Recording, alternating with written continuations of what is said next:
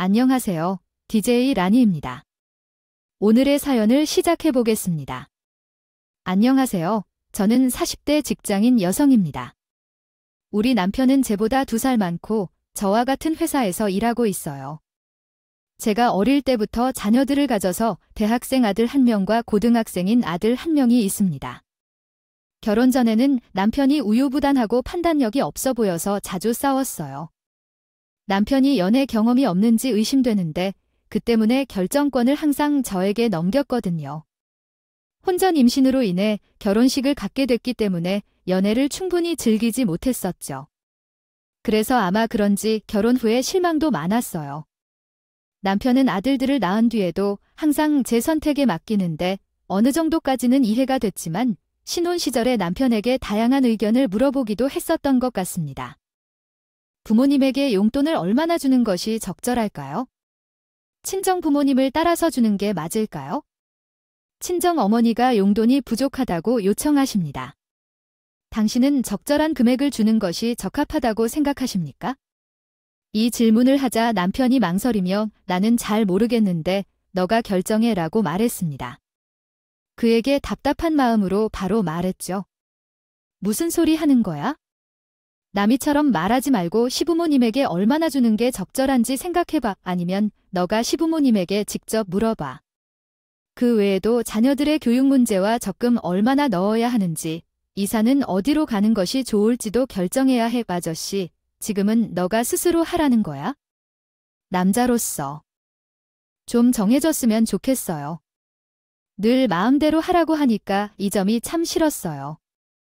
그런데 점차 세월이 지나니 남편의 최악이었던 점이 의외로 좋다고 느끼게 되는데요. 저희 부부는 각자 벌고 있었기 때문에 월급에서 직장 다니면서 쓸 용돈 50만 원만 남겨놓고 나머지는 한 통장에 모아두었어요. 남편이 매일 밥 사 먹고 술 한잔 하는 비용은 말하지 않았는데 꼭 큰 돈을 쓸 때가 오면 항상 제게 물어와서 여보, 나 컴퓨터 사도 돼? 이거 가격은 100만 원대고 지금 컴퓨터가 고장나서 사야 할 것 같아. 이걸로 업무도 보고 당신도 쓰는데 이대로 놔두면 안 될 것 같은데 이런 식으로 저한테 이거 사도 되냐고 가격은 이렇고 이런 이유로 사야 한다고 말해주는 거예요. 그래서 제가요. 늘 남편에게 일을 맡겼고 했죠. 아, 내가 그냥 물어보지 말고 사라고 했잖아. 당신이 전업주부도 아니고 같이 돈을 벌어오면서 왜 그래요? 당신은 사치스러운 사람이 아닌 것을 알고 있으니까 물어보지 말고 필요하면 사라고 남편이 대답했다. 알겠다고 해놓고 항상 저에게 물어보고 사는 것이에요. 그러다가 한 번은 저에게 말도 없이 60만 원을 썼는데요. 신용카드 혜택 때문에 남편이랑 같이 공유하는 카드가 있어서 거기서 결제 문자가 날라와서 알게 됐어요. 게다가 공항 근처 식당에서 쓴 것 같았거든요. 그 문자를 보자마자 남편에게 뭐라고 하려는 게 아니고 누구랑 먹었고 왜 먹었는지 궁금해져요.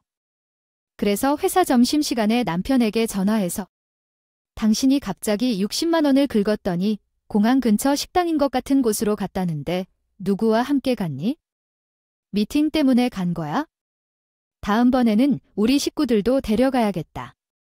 제가 이렇게 물어봐서 남편이 의외의 답변을 해주었어. 장모님과 장인어른을 모시고 간 거야? 이전 대표님 내부부 하위 체계. 내가 당신에게 말하려고 했는데 바빠서 밀어버렸어. 당신이 말 안 하고 쓰라고 해서 이번엔 좀 넘어갔던 것 같아. 말도 안 하고 카드를 긁어서 미안해. 다음에 말하고 쓸게. 다른 사람도 아니고 우리 부모님과 남편이랑 제가 다니는 회사 대표님 내부부부와 식사를 했다는데 오히려 제가 고마워해야 할 일이야. 그냥 대표님도 아니고 이전 대표님이라고 부른 이유는 대표님이 지금은 사퇴하고 아들에게 위임했거든. 회사를 물려주셨거든요. 이전 대표님이랑 친정아빠가 어릴 때부터 친분이 있으셨어요. 지금도 자주 연락하고 만나서 술 한잔 하시는 것 같더라. 식사는 어쩌다 하게 됐냐고 물어보니 남편 이야기해주기 시작했어요. 이전 대표님이 사모님이랑 장인 어른 애랑 해외여행 가신다고 했잖아. 내가 갈 때는 시간이 안 돼서 공항까지 못 데려다 줘서 좀 그렇더라고. 그래서 장인어른께 귀국하는 시간대 알아서 미리 연락해서 쓰고 공항으로 나갔어. 당신이 바쁠까봐 부담스러울까봐 일라 쓰고 다녀온 거지. 남편이 제가 모르는 사이에 반차를 써서 나와서 친정 부모님을 기다리고 있었다니 너무 감동이었어요. 그 와중에 남편이 이런 소리도 해주더라고요. 장모님이랑 장인어른이 이전한 대표님께서 우리 부부를 모시고 한정식 집으로 가서 60만 원을 쓴 거였어요. 그리고 애타지 않고 다른 돈은 쓰지도 않았어요. 그리고 전부 다 피곤하다고 하셔서 각자 집까지 모셔다 드린 거예요. 지금 들어갈 테니까 조금만 기다려주세요. 남편도 당연히 이런 관계를 전부 다 알고 있어서 저한테 부담될까봐 자체적으로 혼자 행동했던 거예요. 그래서 전 미안하고 민망한 마음에 남편에게 잔뜩 감동받은 목소리로 말했습니다. 아, 그걸 왜 말 안 했어? 나한테 미리 말하고 같이 가자. 우리 식구들 때문에 반차까지 쓸 줄은 몰랐네. 아, 난 그 부분은 전혀 신경 쓰지 못했는데 나 모르게 챙겨줘서 고마워. 세상에 이런 남편이 어디나요? 전혀 예상하지 못했지만 남편이 친정 부모님이 챙겨주셔서 너무 좋았어요. 게다가 퇴근하고 나서 전화가 불편하게 오더라고요. 가장 먼저 친정 엄마께서 다음과 같은 말씀을 하셨어요. 아이고, 내가 결혼을 참 잘한 것 같더라. 난 박서방이 반차까지 써서 마중 나올 줄 몰랐어. 생각해보니 오늘이 평일이었는데 그래 너도 오는 줄 알았는데 반찬 썼다길래 얼마나 고맙고 미안하던지 그 후로 박서방 한정식께 전화를 자주 하고 이후로는 이전 대표님까지 연락 주셔서 남편을 칭찬하셨다고 해요. 아이고, 우리 박 차장 무영이가 아주 훌륭하다고 하더라. 그냥 훈내나는 말이 아니라 정말 인성이 대단한 것 같아. 세상에 처가 식구들을 그리 챙겨주는 사람이 어디에 있겠어. 밥도 맛있게 잘 먹었어요. 무영이가 와이프가 사는 거라고 편하게 먹으라고 하더라고. 엄마는 물론 이전 대표님까지 이러시니까 몸담발을 모르겠다고요. 전화 통화를 하는데도 저도 모르게 손사래를 치며 대답했었습니다. 아유 아니에요. 대표님 다음에는 제가 마중 나갈게요. 남편만 보내서 죄송해요. 네네, 여행 다녀오셔서 피곤하실 텐데 푹 쉬세요. 이렇게 전화를 끊었는데 친정 아빠랑 사모님까지 연락 주셔서 남편 자랑을 하셨어요. 이날을 계기로 남편의 단점도 장점처럼 느껴지고 너무 좋았는데요. 남편이 친정 부모님께 잘하는 것만큼 저도 시부모님께 잘하려고 노력하니까 부부 사이는 물론 친가와 외가 사이도 돈독해졌고 가정이 화목하니 자식들 간의 사이도 두말할 필요가 없이 잔소리일 뿐이죠. 게다가 이전 대표님께도 칭찬을 많이 받았어요. 회사에서도 받고 실력도 인정받았죠. 우리 부부는 남들이 부럽지 않은 하루하루를 보내고 있었어요. 그러던 중 시간이 흘러 이전 대표님께서 건강이 좋지 않아져서 자리에서 물러나게 되셨어요. 그리고 대신 이전 대표님의 아들이 대표 자리에 오셨는데 그 후로 회사에서 이상한 일이 생겼어요. 저와 남편이 같은 회사에서 일하고 있지만 서로 다른 부서에 근무하다 최근에 자리 이동을 하게 돼서 남편과 가까워지게 됐어요. 그로 인해 남편에게도 바로 알 수 있는 환경이 생겼는데 회사에 새로운 전무가 왔다가 하는 짓이 정말 이상했다. 사무실을 지나다가 갑자기 남편에게 이렇게 하는 거 있죠. 박 차장, 다리를 너무 심하게 흔드는 거 아니야? 책상이 너무 시끄러워서 그렇잖아.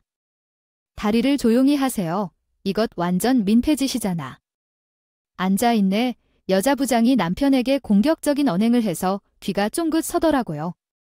왜 그러는 걸까 하면서 귀 기울이고 있는데 남편이 정색을 하며 말했어요.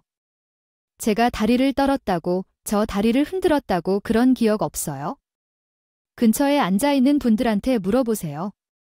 제가 다리를 흔들었나 안 흔들었나? 주변에 있던 직장 동료들이 기다렸다는 듯이 아무 소리도 못 들었다고 했어요. 그런데 부장이 상을 내며 의자를 집어 던지려 했어요. 거예요. 뭘 어째서 내가 다리를 들고 있는 걸 봐서 무슨 소리야 이게 미쳤나 참나 차장 주지전에게 감히 말하지 말아야 할 것인데 무슨 이런 상황이 있을까요? 직장 동료들도 황당해하며 난동을 피우려는 전에 오래도록 꾸짖었어요. 다행히 의자를 진짜로 던지진 않았지만 이때부터 직장 내 그런 소문이 돈 것이야 전무가 내 정신이 아닌 것으로 말이 많았어요. 탕비실에서 그런 이야기를 들었던 나는 소동이 진정되는 시점에 남편에게 몰래 다가가 물었습니다. 괜찮아? 갑자기 무슨 일이야? 남편님 왜 저러세요? 내가 알 수 없는 일이 생겼어. 그런데 남편이 고개를 가만가만 흔들면서 한숨을 내더라고요. 모르겠어. 나한테 왜 저러는지 모르겠어. 따로 대화한 적도 없는데. 갑자기 나타나서 남편과는 아니에요. 전무가 변명 없이 별일 없었다고 하는데 왜 그런지 궁금했어요. 점심시간에 팀원들끼리 모여서 식사를 하는데 동료들이 전무님에 대해 이야기를 했죠. 이런 말은 하면 안 된다는 것을 알고 있지만 전무님이 좀 이상한 것 같아요. 아무리 임원급이신 분이라도 그렇게 어디서 아프신 분 같지 않아. 어떻게 우리 회사에 들어오셨을까요? 인맥으로 들어오셨나요?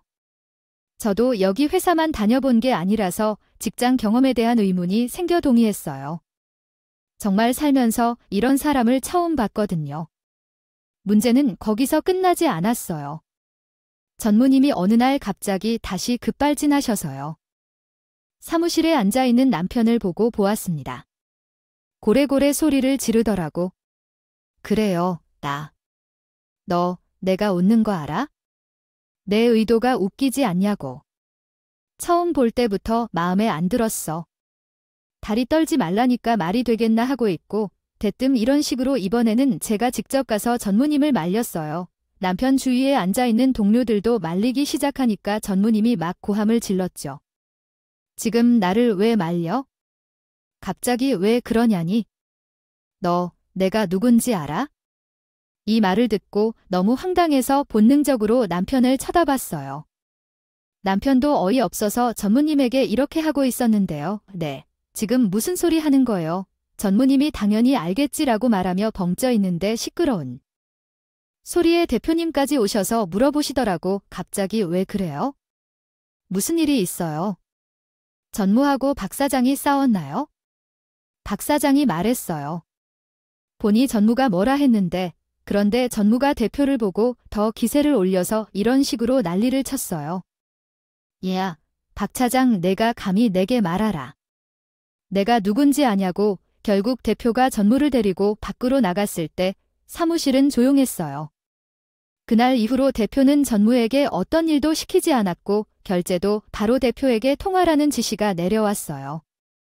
남편과 직장 동료들은 이날 이후로 전무가 미친 사람인 것으로 받아들였죠. 그러나 이상하게 대표가 그런 전무를 안는 것으로 보여요. 아무리 인맥이 좋다고 해도 그런 일은 흔치 않죠. 회사 같은 곳에서는 자리가 갑자기 없어지는 일로 마무리되지 않았을 거예요. 직장 내 괴롭힘으로 신고당하거나 모욕죄로 고소당하게 될지도 모르겠어요. 전무왕 대표가 특별한 관계일 것으로 예측하고 있었는데 역시나 제 예상이 맞았어요. 실제로 남편이 회사 근처에서 전무왕 대표가 심각한 표정으로 대화하는 걸 엿들었어요.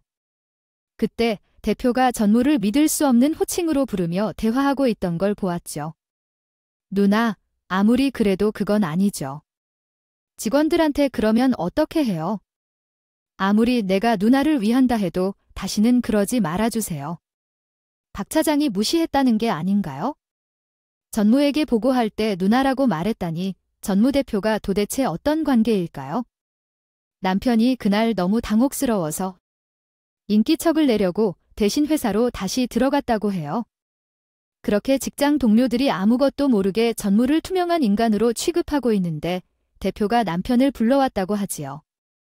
박 차장이 아직 근무 시간인 것을 알지만 술 한 잔을 먹으러 가자고 제가 살게 해서 남은 말이 있었는데요. 순간 남편이 엿을 들었는지 알게 돼서 진땀을 흘렸다고 해요. 그래서 빨리 이런 핑계로 자리를 떠날 생각이었다고 해요. 남은 업무가 있어서 어려울 것 같습니다. 오늘은 야근을 해야 할 것 같고 다음에 술 한잔 할까요? 남편이 이렇게 거절했는데도 대표가 계속해서 남편을 붙잡았다고 해요. 굳이 바쁜 남편을 끌고 가서 이렇게 물었다고 하죠. 박 차장이 맡은 업무는 무엇인지 모두 알지만 야근까지 하면서 빨리 끝내고 싶어요. 필요 없어. 곧 퇴근 시간이고 늦어도 한 잔만 할 거니까 걱정하지 말고 가자. 결국 남편이 대표를 따라 회사의 조식당에 갔는데요. 대표가 말없이 술잔을 기울이고 술만 마셨다가 갑작스럽게 고백을 했다고 합니다. 아, 내가 사실 직원들한테 말 안 한 게 있는데 박 차장만 알고 있어? 다른 사람들한테 절대 말하지 말고 이번에 온 전무야? 사실대로 사촌 누나야. 남편도 지연 혈연으로 들어온 사람으로 생각했는지 그래? 놀라지 않았다고 해요. 가족이 아니라면 그 정신 나간 여자를 데려올 리가 없었으니까요. 하지만 남편이랑 저 둘 다 이전 대표랑 친분이 있어 그 집안에 아들만 있다는 사실을 알고 대표가 자신의 사생활을 가감없이 말할 수 있었던 이유는 제 남편과 나가 이전 대표 회사의 초창기 멤버였기 때문이었습니다. 이미 말씀드린 대로 이전 대표는 현재 대표의 아버지이자 제 친정아버지의 친구였습니다. 저는 친정아버지의 소개로 이 회사에 지원했고 남편도 이 회사에서 만나 사내연애를 하다가 결혼까지 하게 되었습니다.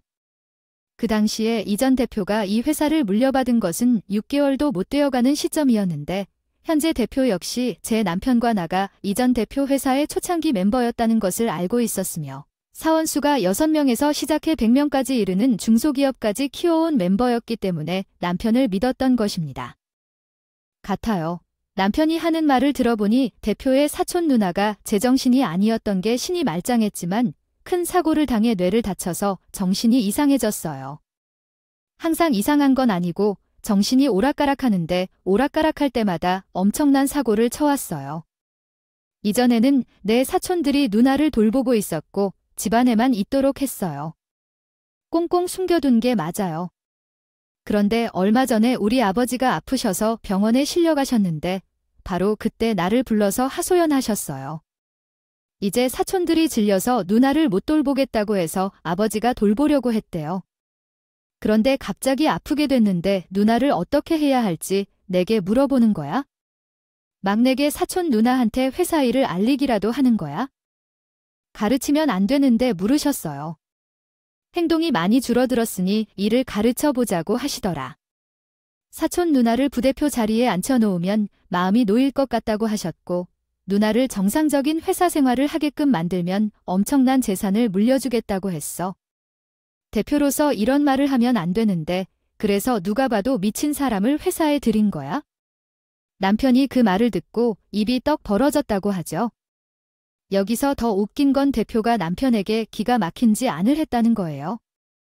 그래서 하는 말인데 장이 전무 좀 가르쳐주면 안 될까?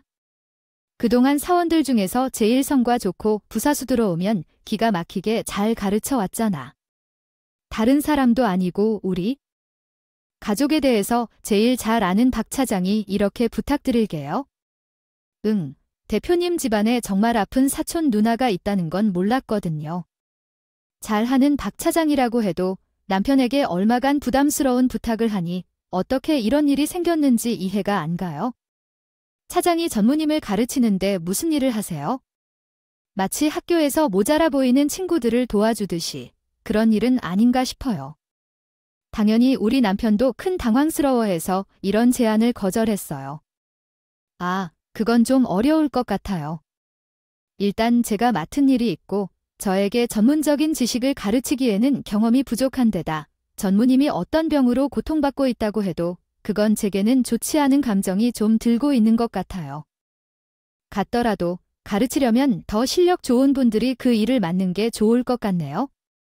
남편이 정중하게 거절했지만 대표가 끝까지 설득시키려고 했다고 합니다. 아, 뭘 어렵고 경력이 없대. 우리 누나가 박 차장한테 사적인 감정 없을 거야. 그냥 아무한테나 그러는 거니까 너무 신경 쓰지 마. 확실하게 잘 가르쳐 놓으면 승진시켜 주겠다니. 연봉 올려줄 거니까 딱 한 번만 해봐. 응, 대표가 이러니까 어쩌겠어요. 잘리는 한이 있어도 하기 싫다고 말해버리고 싶은데 남편이 생각해 보겠다고 했대요. 그리고 그 자리를 급하게 나왔다고 하는데요. 남편이 그날 퇴근하고 돌아오자마자 제게 대표에게 제안받은 일을 이야기해 줬어요. 저는 바로 인상을 팍 쓰고 반응하고요. 말았죠? 뭐 술을 마신다고 말한 건 아니에요. 절대 설득당하지 말고 안 된다고 해. 그 전무가 무슨 짓을 저질렀는지 알고도 그런다니까 황당하네. 그런 일이 있었으면 그냥 자를 것이지. 왜 그러는 거야? 평범한 사람도 가르치기 힘든데 어떻게 아픈 사람을 가르치겠다. 당신이 원래 하던 업무도 제대로 못하고 피해만 줄 거야. 남편도 그렇게 생각하고 있다면서 대표에게 잘 거절해 보겠다고 했어요. 그렇게 얘기를 마무리하고 바로 다음 날 남편이랑 평소처럼 출근을 했는데요.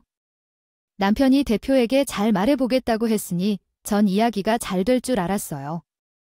바로 그때 이번엔 저한테 사건이 터지고 말 거죠. 제가 회사에서 디자이너로 일하고 있어요. 좋은 소리만 하는 일이다라고 생각합니다. 최대한 끝까지 참고 일해왔었는데 그날은 달랐어요. 퇴근 시간이 얼마 남지 않아서 짜증이 날 뻔했지만 참고 아무렇지 않은 척했다. 알겠습니다. 토요일에 일정이 있는데 늦게라도 파일이 올 수 있으니 기다려보겠습니다. 만약 안 온다면 주말에 출근해서 처리하겠습니다. 일하겠습니다. 그렇게 부장과 팀장 셋이 남아 메일을 기다리며 저녁을 먹었는데 저녁 9시쯤 메일을 체크하니 파일이 하나 왔더라고요. 이제 됐다 싶어 바로 확인을 했는데 업체 디자이너가 잘못된 사이즈의 파일을 보냈다고 해요. 부장한테 보고하니까 부장이 핸드폰을 두들기면서 저에게 이렇게 말했어요. 뭐, 사이즈가 잘못 왔다고? 어떤 식으로 말해야 하는지 내가 상대 회사에 연락해서 말해볼게. 굳이 부장이 나서서 전화를 걸고 있길래 얼른 집에 가고 싶은 마음에 말 전달을 부탁드렸어요. 아, 제가 직접 연락을 해도 되는데 그러면 혹시 언제쯤 다 되는지 물어봐 주실 수 있나요? 사이즈 변경은 오래 걸리는 일이 아니기도 하고 빨리 처리하고 싶은 마음에 그런 건데요. 부장이 갑자기 화를 내면서 말했어요. 어디서 감히 상사한테 명령들이. 안 그래도 평소에 눈에 거슬리는데 진짜 가지가지하네요. 너 같은 직원 필요 없으니까 다음 주부터 나오지 마세요. 부장이 저만 보면 틱틱거리고 뭐라 하긴 했어도 대놓고 이런 걸 처음 봐서 황당했어요. 제가 해달라고 한 것도 아니고 언제쯤 되냐고 물어봐 달라고 한 것뿐인데 부탁했다고 이렇게까지 하다니. 그 자리에 있던 팀장은 열받게 저한테 사과를 강요하고 있었고요. 아이고, 갑자기 무슨 소리 하는 거야? 얼른 부장님께 사과하세요. 일단 사과하고 부장님 화 좀 가라앉으면 대화하면 되잖아요. 부장님 너무 그렇게 생각하지 마세요. 장님이 그런 의도로 말한 거 아닐 겁니다. 그 식으로 계속 저한테 부장에게 사과하라고 했고 옆에서 달리기 시작했어요. 부장은 대표도 아닌데 팀장의 중재에도 속수무책으로 절 자르겠다고 엄포를 놓았어요. 할 말을 잃은 채 그 자리를 떠나 직장 내 괴롭힘을 신고하여 대표님께 말씀드리려 했어요. 그런데 부장이 회사 밖으로 나가는 채 뒤통수에 대고 갑자기 소리를 지르는 겁니다. 얘야, 너. 나갈 때 고개를 90도로 숙이고 제대로 인사하고 갈 거냐? 이 팀장, 넌 어떻게 아이 교육을 시켰니? 그렇게 말하며 옆에 있던 팀장은 굽신거린 채 잘못했습니다. 교육을 다시 시키겠습니다. 부장님과 함께한 지 얼마 안 돼서 부장님에 대해 잘 물러나겠습니다. 화 풀어주시고 이해해 주세요. 제가 이 회사에 가장 오래